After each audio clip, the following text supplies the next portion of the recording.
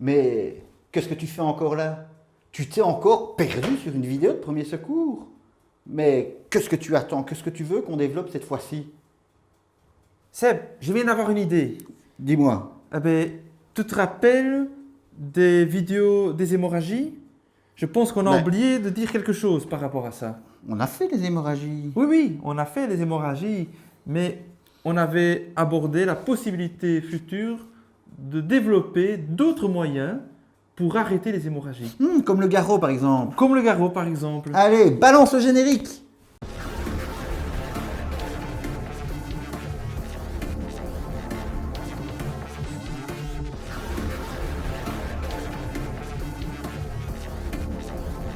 Rappelons-nous, dans notre vidéo précédente sur les hémorragies, nous avions parlé de la manière la plus commune pour stopper un saignement, c'est-à-dire de comprimer directement la plaie.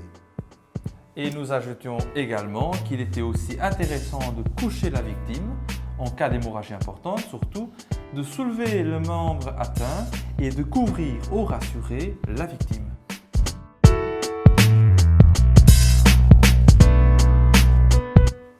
Rappelons-nous de la compression.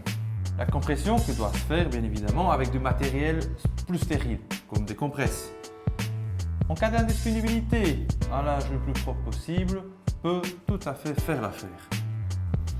Maintenez cette première barrière avec un foulard, une écharpe ou encore un autre bandage permet donc de maintenir une pression sur la plaie et donc au final de stopper, on l'espère, l'hémorragie.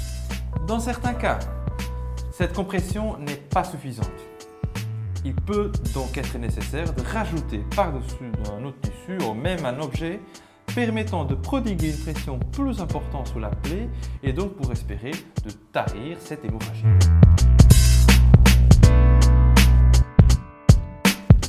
En cas de nécessité, si cette dernière action n'est pas suffisante ou si la plaie est trop importante et donc difficilement comprimable, il faudra comprimer à distance l'artère en amont de la blessure.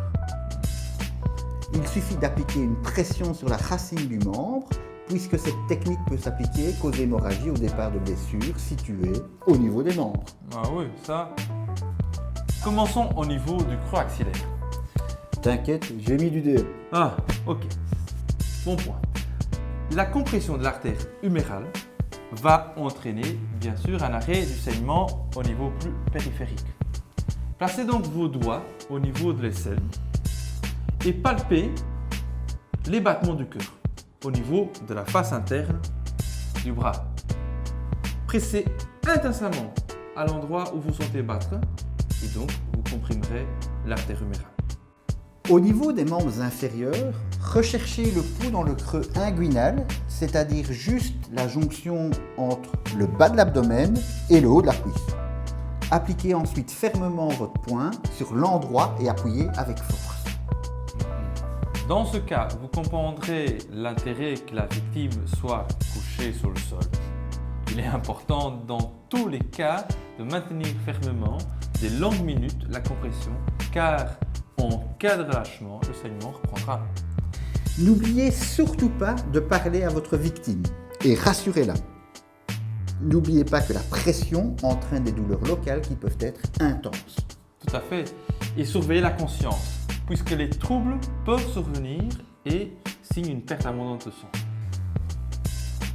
Un petit conseil, recherchez les endroits au niveau du creux axillaire ou inguinal sur votre corps lorsque vous prenez votre douche ou votre bain. Et vous pouvez même répéter l'exercice sur votre compagne ou compagnon, par exemple.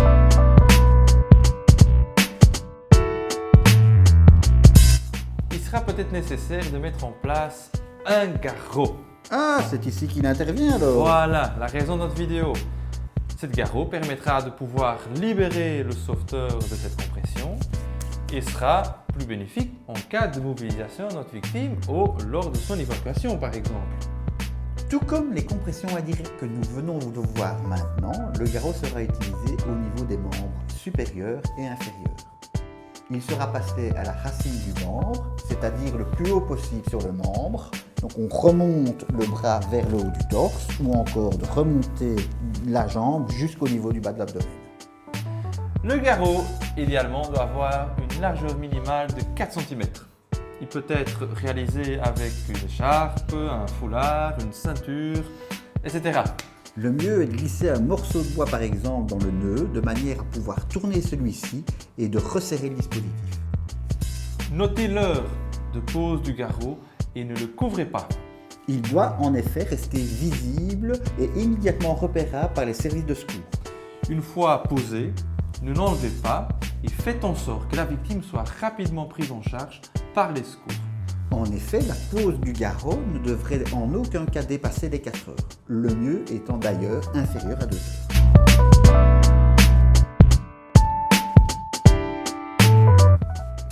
Regardons maintenant donc plus en avant l'illustration de ce que nous venons de vous raconter. Donc, le garrot est remonté le long du membre supérieur que nous voyons ici jusqu'à la racine. Il est positionné en dehors donc, des vêtements. Il est serré grâce au morceau de bois que vous voyez dépasser du nœud de façon à augmenter la pression et donc de pouvoir arrêter l'hémorragie au niveau du cou. Eh bien, sur ça, mon cher Sébastien, je te quitte parce qu'il faut commencer à réfléchir pour les thématiques à aborder dans les prochaines vidéos. Donc sur ça, mes amis, c'était Pedro. Au revoir et à la prochaine. Et tant que j'y pense, déchaîne-toi dans la zone commentaire et propose-nous des idées de vidéos. Allez, sur ce, c'était Seb, salut!